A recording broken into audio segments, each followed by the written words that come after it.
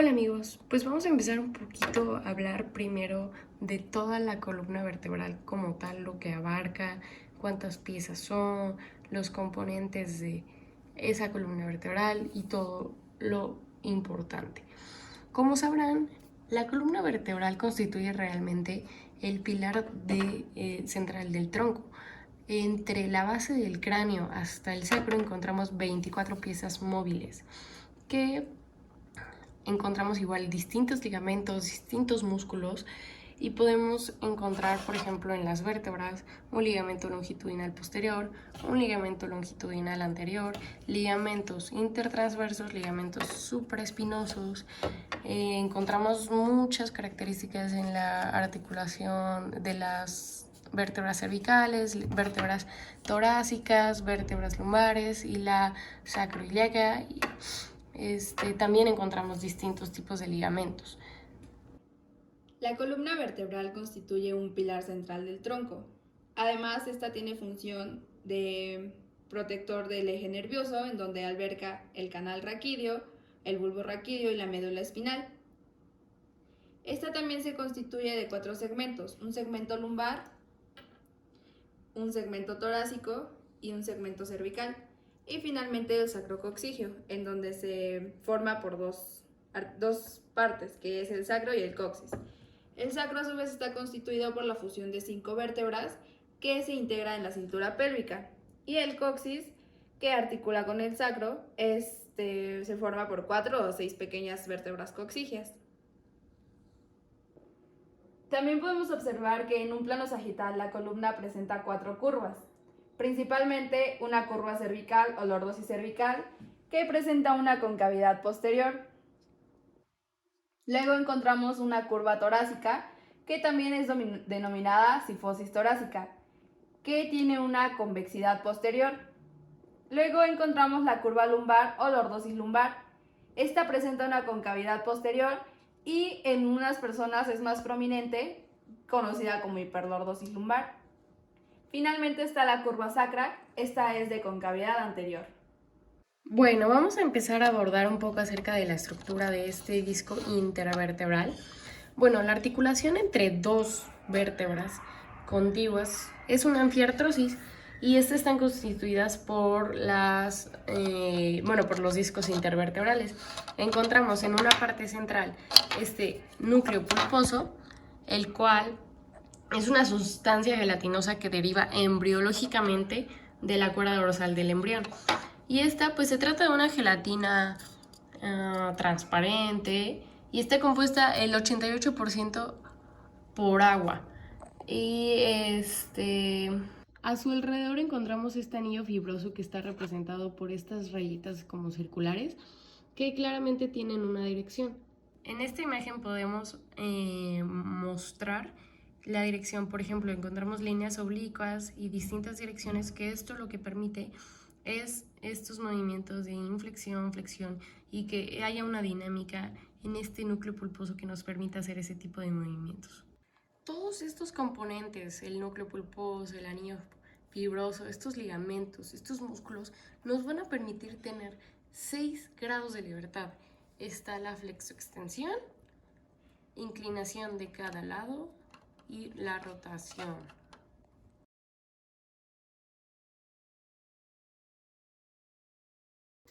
Bueno, a continuación hablaremos del raquis cervical, el raquis cervical está dividido en dos partes. En una parte superior, el raquis cervical superior y el raquis cervical inferior. El raquis cervical superior está conformado por el atlas y el axis, y el inferior está conformado por C3 hasta la primera vértebra torácica, o sea, acaba en C7. Ahorita abordaremos las características del atlas y el axis, así como sus accidentes óseos y demás. Bueno, empezaremos hablando un poquito acerca del atlas. Este hueso es un hueso atípico, dado que no presenta un cuerpo vertebral, no contiene una apófisis espinosa. Aquí lo que encontramos es un hueso en forma anulada con un arco anterior y un arco posterior. Este hueso contiene carillas articulares con las que articula con el hueso occipital, como se podrán dar cuenta aquí, y carillas articulares para articularse con el axis, que es el que sigue aquí abajo. Este hueso contiene este agujero vertebral por el cual pasa la médula espinal, y estos agujeros, aquí estas son representadas como las apófisis transversas. También podemos notar que tiene estos tubérculos para el ligamento transverso, y aquí en esta faceta articular con la que articula con el diente del axis o la apófisis odontoides, que ahorita abordaremos el hueso axis. Ahora hablaremos del axis. Este es un hueso que ya presenta un cuerpo vertebral, como se podrán dar cuenta. Aquí ya encontramos una apófisis espinosa. Y esta es la apófisis odontoides o diente del axis que mencionaba anteriormente, que articula con el atlas. Aquí, como podrán darse cuenta, aquí está la apófisis odontoides. Y este hueso, aquí encontramos en la apófisis transversa un agujero transverso por el cual pasa la arteria vertebral. También podemos observar eso en el atlas y en la C3. Claro que como es una vértebra cervical, tiene su agujero raquídeo por el cual pasa la médula espinal. De igual forma en todas las vértebras ocurre lo mismo. Tenemos esta apófisis articular inferior, apófisis articular superior para el atlas y esta para la C3. Bueno, y por último hablaremos de C3. Esta es una vértebra que junto con las otras 4 siguientes a esta son típicas, contienen un cuerpo vertebral, el agujero raquídeo, una apófisis espinosa, 2 apófisis transversas, carillas articulares superiores y carillas articulares inferiores. Esta ya no es considerada una vértebra atípica, por lo que sí posee todas las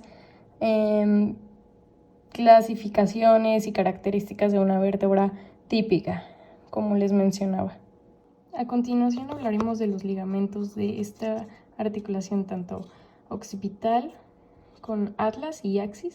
Aquí encontramos 3 planos, un plano profundo en el cual encontramos este ligamento apex, ligamento alares, que aquí se verían representados en esta parte, esto negrito que se ve al fondo, dado que es el plano profundo. Estos ligamentos transversales, el occipito transversal y el transverso axoideo.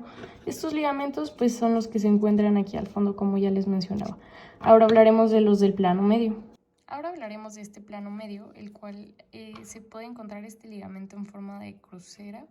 Aquí en el modelo lo podemos apreciar levemente, dado que pues también está el plano más superficial, pero es un ligamento en forma de crucero, es un ligamento llamado ligamento cruciforme, el cual Este ligamento cruciforme está constituido por los ligamentos transversos, el ligamento occipito transverso y el ligamento transverso. Bueno, ya por último, en la vista posterior hablaremos de este plano superficial, el cual está conformado por este ligamento occipitoaxial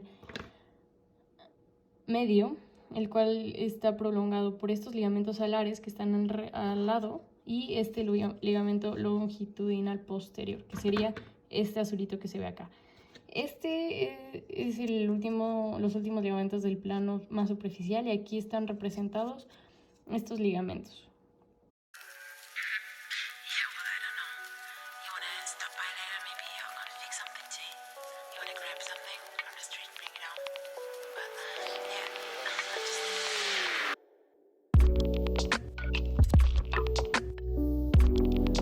Bueno, como ya sabemos, el raquis cervical se encuentra ubicada en la parte superior y conforma las primeras vértebras de la columna, junto con el hueso occipital. Para realizar los movimientos con este parte del raquis, se ocupan músculos del cuello y de la nuca, principalmente el esternocleidomastoideo, que se encuentra en la parte anterior del cuello, que se conforma por 4 porciones y que en un conjunto se extienden en la cara anterolateral del cuello, oblicua hacia abajo y hacia adelante. La contracción unilateral de este músculo nos permite realizar 3 movimientos, que es la rotación, inclinación y extensión. 3. Para realizar una flexión de cabeza y cuello se ocupan músculos potentes, que en este caso se trata de los supra e infraoideos. Principalmente los músculos infraoideos, que son el tiroideo, esternoioideo, esternotiroideo y homoioideo. Y los músculos supraoideos, que conforman el miloioideo y el digástrico, Son principalmente para unir la mandíbula con el hueso yoides. 3. Por último, tenemos los músculos prevertebrales que forman un conjunto y se encuentran frente al raquis cervical.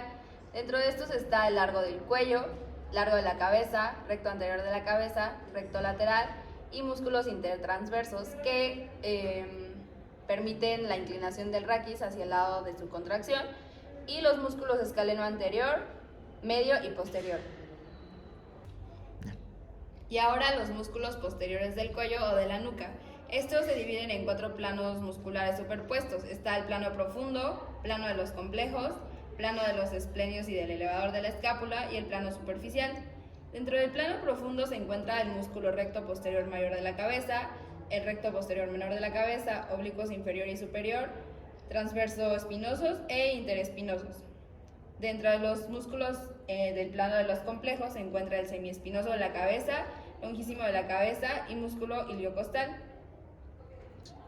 El plano del músculo esplenio y el músculo elevador de la escápula se conforma por el músculo esplenio y el elevador de la escápula, el esplenio de la cabeza y el esplenio del cuello. Y finalmente el plano superficial, que dentro de este se encuentra el músculo trapecio y el esternocleidomastoideo. Los músculos suboccipitales, que son los que se encuentran dentro del plano profundo, actúan como antagonistas, agonistas y sinergistas en casos de inclinación, extensión y rotación.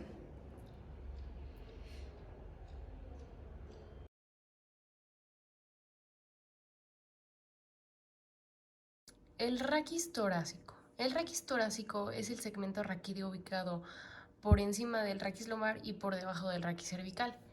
Este representa un eje de la parte superior del tronco y el soporte del tórax. El raquis torácico está compuesto por 12 vértebras torácicas que forman un volumen de capacidad variable dedicado a la respiración y ocupado por el aparato cardiorrespiratorio. Se encuentra esta caja torácica en la que encontramos las 12 costillas de cada lado, y esto forma la caja torácica. En cuanto a las características físicas que caben recalcar de las vértebras torácicas, es que cuentan con 2 apófisis transversas, 2 apófisis articulares superiores, 2 apófisis articulares inferiores, una apófisis espinosa que es más voluminosa y más larga y que al final se encuentra en tubérculo. Esta está inclinada hacia atrás y hacia abajo. Y también podemos encontrar el cuerpo, los pedículos y este agujero raquídeo por el cual pasa la médula espinal. También para recalcar, la 12ª vértebra torácica es una vértebra de transición, por lo que se considera que pasa de una vértebra torácica y se transiciona a una vértebra lumbar. Bueno, ahora hablando un poquito de las articulaciones costovertebrales, aquí claramente pues faltaría el esternón. Esa es solo una representación de cómo son las costillas, en qué parte se localizan, en qué parte se articulan. Sin embargo, pues claramente así no son las costillas, dado que aquí faltaría el esternón. Esta ni siquiera es una medida exacta, así que nada más es como un ejemplo de los movimientos que ocasiona estos tipos de movimientos de aleteo en la costilla. Sin embargo, aquí en las articulaciones encontramos la articulación costovertebral, que está entre la cabeza costal y el disco intervertebral y los cuerpos vertebrales, como se puede observar más o menos aquí. También está la costotransversa, que es entre la tuberosidad costal y la apófisis transversa de la vértebra subyacente. Claramente, para que estas costillas se mantengan fijas, existen diversos tipos de ligamentos. Ligamentos que se dividen, el ligamento radial, que se divide en 3 haces, un haz superior, haz inferior y un haz medio. También encontramos ligamentos costotransversos y que todos estos ligamentos vienen a sujetar y a dar más protección y más estabilidad a esta articulación costovertebral y costotransversa. Y claro, como cualquier otro tipo de vértebra, encontramos este ligamento longitudinal anterior, ligamento longitudinal posterior, los transversos, los supraespinosos, intertransversos, ligamentos amarillos y las raíces nerviosas, médula espinal, todo lo que cada vértebra trae. Como mencionamos en un inicio, las costillas, la caja torácica y estas vértebras son muy importantes para la respiración. Al llevarse un proceso de inspiración, las costillas aumentan su diámetro, se elevan y forman este movimiento llamado de aleteo. Al expirar, las costillas, por el contrario, se descienden para volver a la posición normal. Aquí por eso es muy importante estas vértebras, estos músculos que ayudan a la respiración, el diafragma, el oso del abdomen, músculos como el longísimo, entre otros músculos que abordaremos más adelante.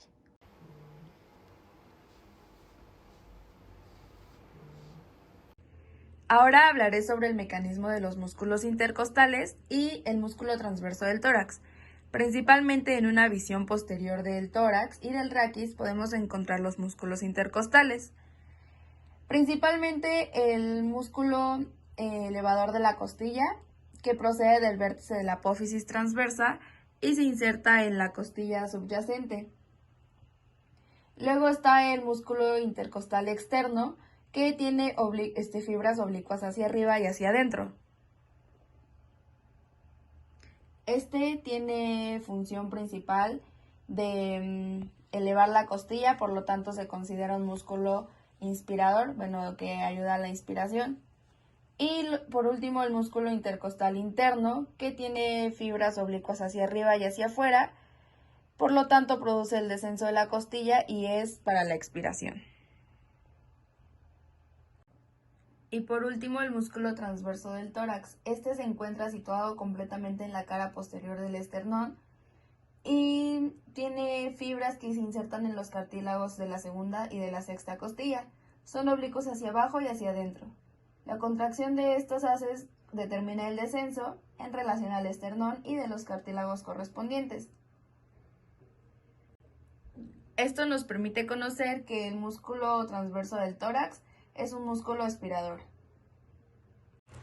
Otro músculo muy importante para la respiración es el diafragma. Se considera que es un músculo primordial de la respiración, ya que por sí solo ensancha los 3 diámetros del volumen torácico, principalmente un ensanchamiento del diámetro vertical por descenso del centro frénico, un ensanchamiento del diámetro transversal por elevación de las costillas inferiores y un ensanchamiento del diámetro anteroposterior por elevación de las costillas superiores mediante el esternón. Por lo tanto, tiene una importancia del diafragma en la fisiología de la respiración. Por lo tanto, podemos concluir que los músculos de la respiración se pueden clasificar en 2 categorías. Por una parte, los músculos de la inspiración, que elevan a las costillas y el esternón, y por otra, los músculos de la expiración, que descienden las costillas y el esternón. A su vez, estos se pueden distribuir en 4 grupos. Principalmente, y el primer grupo es el de los músculos principales de la inspiración, los cuales son los intercostales externos y los músculos elevadores de las costillas y el diafragma principalmente. El segundo grupo se compone de músculos accesorios de la inspiración, que está constituido por los músculos esternocleidomastoideos, calenos anteriores, medios y posteriores, pectoral mayor, pectoral menor, serrato anterior, dorsal ancho y serrato postero superior. El tercer grupo abarca el de los músculos principales de la aspiración. Estos están representados por los músculos intercostales internos. Y el cuarto grupo abarca los músculos accesorios de la expiración, los cuales son los músculos abdominales y los otros músculos accesorios de la expiración, como el músculo iliocostal torácico, el longísimo y el serrato postero inferior, y el músculo cuadrado lumbar.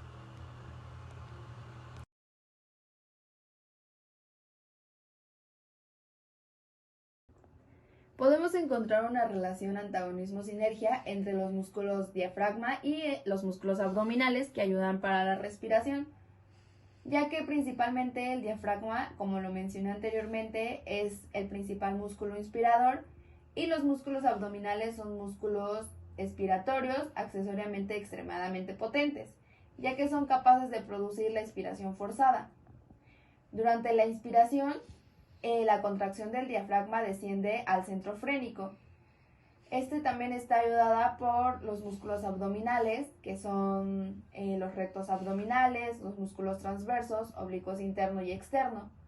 Y durante la expiración, el diafragma se relaja y la contracción de los músculos abdominales desciende al orificio inferior del tórax, de modo que disminuye simultáneamente los diámetros transversal y anteroposterior del tórax. Por lo tanto, podemos concluir que cada uno de estos grupos musculares se contrae de una manera, aunque en su tono evoluciona de manera inversa, ya que durante la inspiración la tensión del diafragma aumenta, mientras que el tono de los músculos abdominales decrece.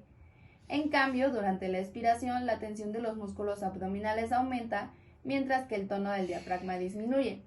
Por lo tanto, estos dos grupos musculares tienen un equilibrio dinámico. Los músculos del abdomen son importantes y tienen gran importancia en cuanto a la acción para llevar a cabo movimientos del raquis lumbar y torácico. Principalmente se encuentra el músculo recto del abdomen, el cual constituye dos bandas musculares divididas por la línea alba. Luego está el transverso del abdomen, el cual constituye la capa más profunda de los músculos anchos de la pared abdominal. El oblicuo interno, que constituye la capa intermedia de los músculos anchos de la pared abdominal. Y finalmente el oblicuo externo, que es la capa más superficial de estos músculos anchos de la pared abdominal. En cuanto a los movimientos de rotación sobre el eje raquídeo, estos son realizados por los músculos de las correderas vertebrales y los músculos anchos del abdomen. Principalmente los músculos transversoespinosos, que tienen una acción rotadora mucho más acentuada que los músculos de las correderas vertebrales, que ejercen un ligero efecto rotador.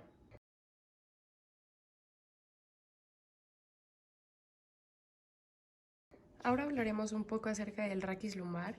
El raquis lumbar, como sabrán, articula con el raquis torácico y se articula con el sacro y con la pelvis, se asienta sobre la pelvis. Junto el raquis cervical como el raquis lumbar son los más móviles. Es por eso que en cuanto a la patología podemos encontrar diversos problemas por esta movilidad que tiene este raquis, como lumbalgias o hernias discales. Ahora hablaremos de los elementos constitutivos de cada vértebra lumbar. Como se podrán dar cuenta, esta vértebra posee un cuerpo vertebral. Estas apófisis costales, que es incorrecto llamarlas apófisis transversas, debido a que estas son restos de costillas, tenemos dos apófisis articulares superiores y las inferiores serían estas, que en este caso, siendo la última vértebra lumbar, están un poco más abiertas. Esto igual para facilitar esta articulación lumbosacra para unirse y encajar aquí. También encontramos estas dos láminas y esta apófisis espinosa, que es, como se podrán dar cuenta, es distinta a todas las apófisis espinosas de las distintas vértebras. También contamos con este agujero raquídeo por el cual pasa la médula espinal. En cuanto a los ligamentos iliolumbares, encontramos estos que se dividen en tres haces, un haz superior, un haz inferior y un haz sacro. Estos ligamentos son los que hacen que esta articulación tenga más estabilidad y permitan estos movimientos tanto en el raquis lumbar como en la pelvis. Encontramos estos ligamentos aquí en esta vista, los encontramos, sin embargo aquí no tengo la pelvis, pero podemos observar los que van de las apófisis transversas, tanto de L4 y L5, para insertarse en la pelvis, que aquí vendría estando, en esta parte de acá. Pero bueno, ahora hablando un poquito más de los ligamentos de estas vértebras, encontramos los de antes. Ligamento longitudinal anterior, el ligamento longitudinal posterior que está acá, encontramos ligamento amarillo, los intertransversos, el supraespinoso, el ligamento amarillo, estos ligamentos que refuerzan a estas vértebras lumbares. Ahora abordando un poco acerca de la amplitud de la flexoextensión en el raquis lumbar, podemos destacar que claramente esta amplitud varía según el individuo y según la edad. Hay personas mucho más flexibles y más móviles que otras personas. Podemos destacar que en la extensión, esta se acompaña de una hiperlordosis lumbar y tiene una amplitud de 30 grados. Y por lo contrario, en una flexión, esta se acompaña de un enderezamiento de la lordosis lumbar y tiene una amplitud de 40 grados. Y como mencionamos anteriormente que esta amplitud varía según la edad, este cuadro lo puede demostrar perfectamente, ya que nos muestra cómo la amplitud es máxima entre los 2 a los 13 años y va disminuyendo conforme la edad. Principalmente L3 y L4 y L5 y S1 tienen una amplitud de 18 grados, que es casi como una igual a las anteriores, y L2 y L3 es de 12 grados. De este modo podemos concluir que el raquis lumbar inferior es mucho más móvil en el plano de la flexoextensión que el raquis lumbar superior. En cuanto a la amplitud de inclinación del raquis lumbar, es similar como con el caso de la flexoextensión, ya que su amplitud varía según la edad y según cada persona. Se puede decir que esta amplitud de inclinación es de 20 a 30 grados de cada lado. En el caso de esta amplitud de inclinación, se puede observar que disminuyen considerablemente según la edad. Encontramos que la máxima amplitud se encuentra dentro de los 2 a los 13 años y disminuye considerablemente a los 65 y 77 años. La amplitud máxima se localiza entre la vértebra L4 y L5 y entre la L3 y L4, en donde se alcanzan 16 grados en la juventud, pero esta disminuye conforme pasan los años. Es importante recalcar que la amplitud de inclinación del disco L5 y S1 es bastante limitada.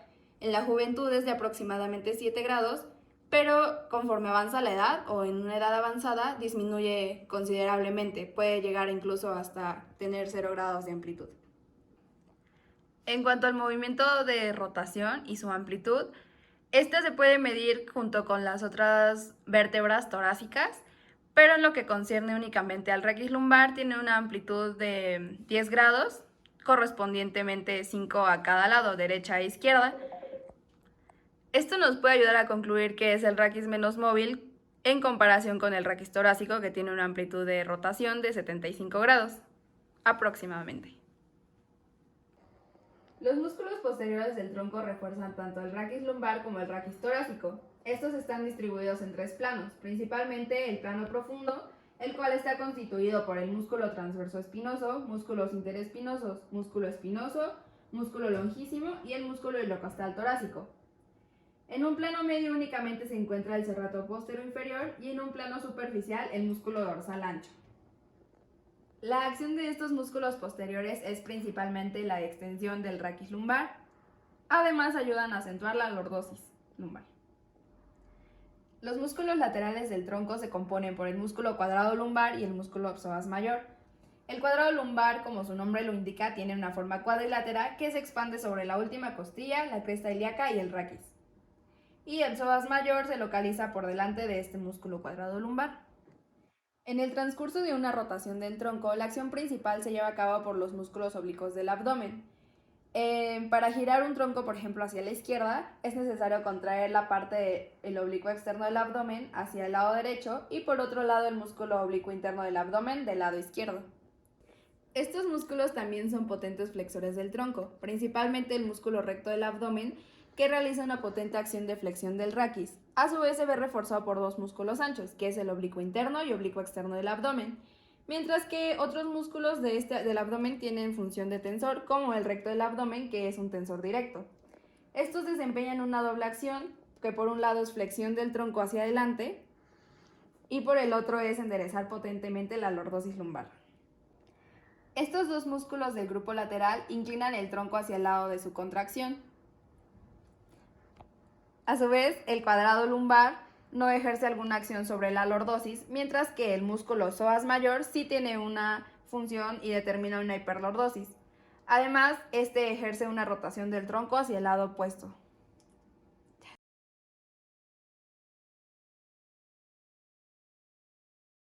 Ahora hablaremos un poco del sacro. El sacro es un hueso irregular y es una fusión de 5 vértebras sacras. Como se podrán dar cuenta, aquí encontramos estos, los mencionan como tubérculos, que podrían ser las apófisis espinosas de esta fusión. Este hueso es un área comúnmente conocida como la base de la columna o columna sacra, región sacra, y también es la unión entre los huesos ilíacos, entre la cadera y la y las vértebras lumbares. Aquí se puede observar esta cavidad donde se va a pasar a insertar esta articulación de los dos huesos ilíacos. En la parte anterior podemos encontrar, bueno, en la parte tanto anterior como posterior podemos encontrar estos forámenes en los cuales van a pasar los 4 primeros nervios espinales a través de él.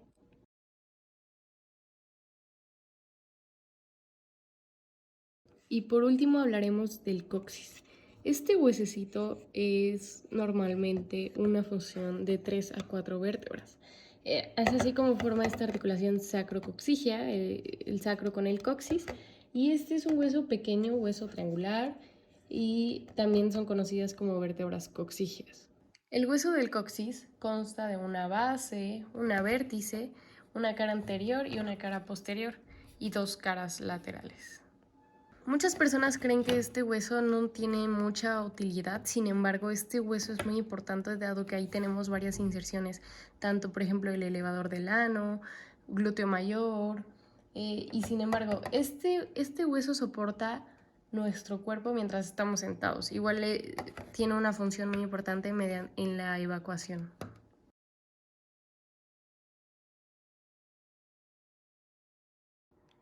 Bueno, ahora hablaremos de la pelvis. La cintura pélvica también se denomina pelvis y constituye y forma la base del tronco. También constituye el sostén del abdomen y lleva a cabo la unión entre los miembros inferiores y el tronco. La cintura pélvica está constituida por 3 piezas óseas, los 2 huesos ilíacos y el sacro, y por 3 articulaciones semimóviles o de escasa movilidad, que serían las 2 articulaciones sacroilíacas y la sínfisis del pubis.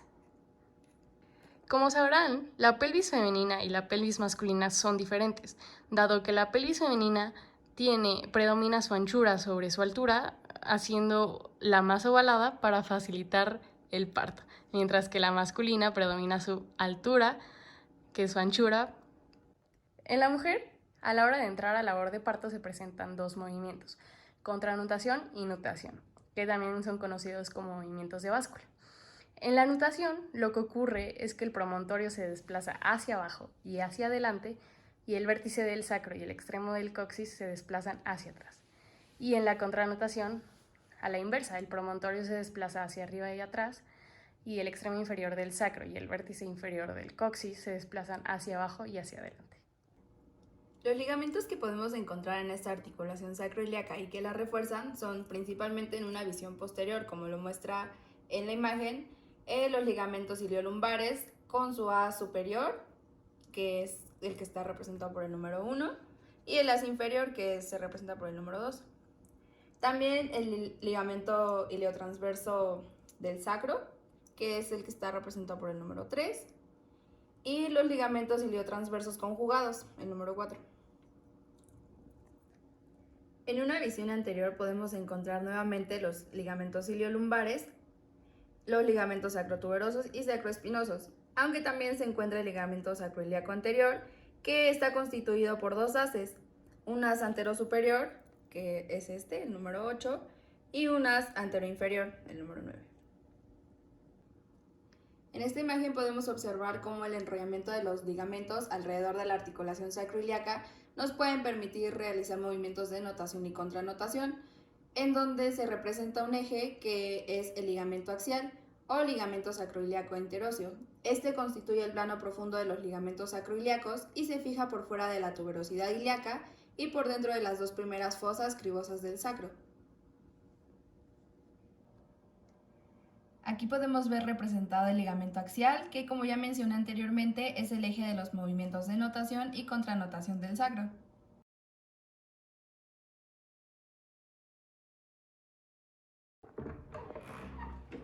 Hola, fisio. Lo que pasa es que vengo a verla porque últimamente traigo un dolor bien fuerte aquí en la parte baja de la espalda. No inventes, pues ¿qué te pasó? ¿Qué hiciste o qué? Cuéntame. No, mire, lo que pasa es que yo entreno CrossFit y cargo muy pesado, pero, o sea, antes no había problema, pero desde que hice un ejercicio sentí como un tirón y desde ahí me duele. Últimamente cualquier cosa un poco pesada que cargue me duele. Nuestro papel como fisioterapeutas es evaluar los huesos, las articulaciones, en el lugar donde se ocasiona ese dolor, los tejidos blandos como músculos, ligamentos, tendones, entre otras cosas.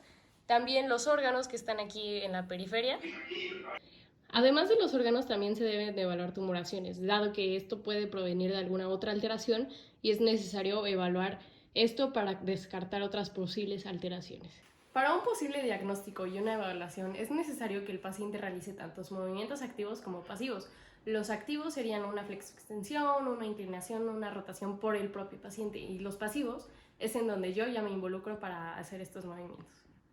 Al paciente se le pedirá realizar una inclinación de cada lado en el raquis lumbar enfocándolo y una rotación del raquis lumbar también. Posteriormente se le pedirá realizar una flexoextensión para evaluar esta amplitud que tiene.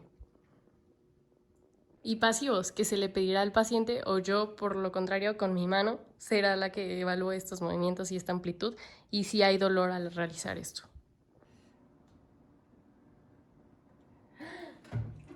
Ya llegué a una conclusión y lo que presentas se llama lumbalgia aguda, con una evolución de 2 semanas. Mira, aquí es muy sencillo, podemos aplicar un proceso fisioterapéutico en el cual te puedo administrar masajes, ultrasonido, radarterapia, entre otros tipos de técnicas para ayudarte con este dolor. ¿Te parece? Ay, sí, muchas gracias. Asistiría a terapia cuando usted me diga.